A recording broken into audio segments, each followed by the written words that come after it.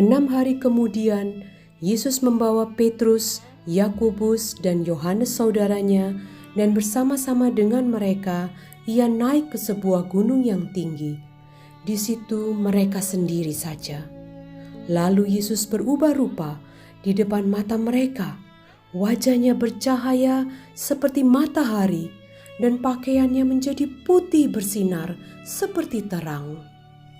Maka nampak kepada mereka Musa dan Elia sedang berbicara dengan dia. Kata Petrus kepada Yesus, "Tuhan, betapa bahagianya kami berada di tempat ini.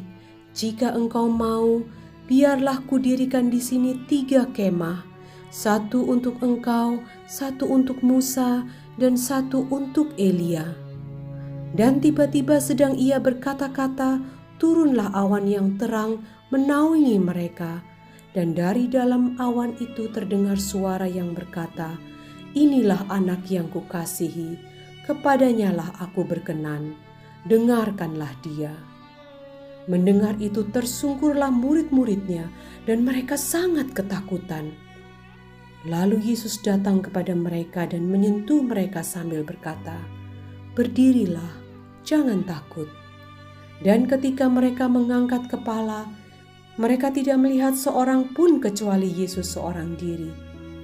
Pada waktu mereka turun dari gunung itu, Yesus berpesan kepada mereka, "Jangan kamu ceritakan penglihatan itu kepada seorang pun sebelum Anak Manusia dibangkitkan dari antara orang mati."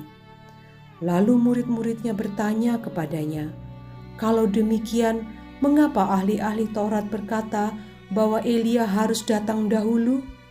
Jawab Yesus, "Memang Elia akan datang dan memulihkan segala sesuatu. Dan aku berkata kepadamu, Elia sudah datang, tetapi orang tidak mengenal dia dan memperlakukannya menurut kehendak mereka. Demikian juga Anak Manusia akan menderita oleh mereka." Pada waktu itu, mengertilah murid-murid Yesus bahwa ia berbicara tentang Yohanes Pembaptis. Yesus menyembuhkan seorang anak muda yang sakit ayan.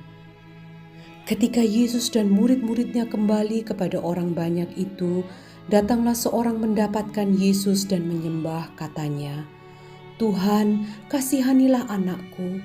Ia sakit ayan dan sangat menderita. Ia sering jatuh ke dalam api dan juga sering ke dalam air. Aku sudah membawanya kepada murid-murid-Mu, tetapi mereka tidak dapat menyembuhkannya." Maka kata Yesus, "Hai kamu angkatan yang tidak percaya dan yang sesat, berapa lama lagi aku harus tinggal di antara kamu? Berapa lama lagi aku harus sabar terhadap kamu? Bawalah anak itu kemari." Dengan keras Yesus menegur dia, lalu keluarlah setan itu daripadanya, dan anak itu pun sembuh seketika itu juga. Kemudian murid-murid Yesus datang, dan ketika mereka sendirian dengan dia, bertanyalah mereka, "Mengapa kami tidak dapat mengusir setan itu?" Ia berkata kepada mereka, "Karena kamu kurang percaya. Sebab aku berkata kepadamu, sesungguhnya sekiranya kamu mempunyai iman sebesar biji sesawi saja, kamu dapat berkata kepada gunung ini, 'Pindah dari tempat ini ke sana,' maka gunung ini akan pindah, dan takkan ada yang mustahil bagimu. Jenis ini tidak dapat diusir kecuali dengan berdoa dan berpuasa." Pemberitahuan kedua tentang penderitaan Yesus. Pada waktu Yesus dan murid-muridnya bersama-sama di Galilea, ia berkata kepada mereka, "Anak Manusia akan diserahkan ke dalam tangan manusia, dan mereka akan membunuh dia, dan pada hari ketiga ia akan dibangkitkan." Maka hati murid-muridnya itu pun sedih sekali.